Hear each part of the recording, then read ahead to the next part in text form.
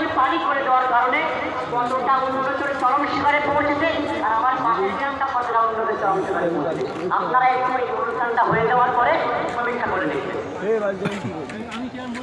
আমাদের সন্তানগুলোকে আজকে এমনি খ্রিস্টানদের কালচারে করার জন্য আজকে কিছু মানুষ উঠে পড়ে লেগেছে।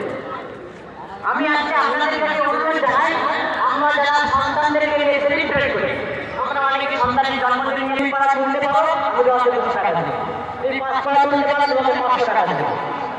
এই কোয়ালিটি এবং এই টিপসকে মাথায় রেখে আপনার সন্তানকে লালন পালন করুন। অবশ্যই অন্য সন্তানকে পাশে রেখে আপনার সন্তানকে পাশে রেখে সমীক্ষা করে দেখবেন, একদিন বিন্দু বিন্দু বিন্দু করে সিন্ধু হয়ে আপনার সন্তান একজন এই সমাজের যোগ্য ব্যক্তি হয়ে উঠবে ইনশাআল্লাহ। আজকে আমি আমার বক্তৃতা এই ছোট্ট সময়ের মধ্যে এখানে করছি। সকলের কাছে আবেদন রাখি, আপনারা যেমন আমাদেরকে গত 2 বছর ধরে সাথ দিচ্ছেন, আমাদের রবিউল ভাই সহ বিভিন্ন কমিটির ছেলেদেরকে আপনারা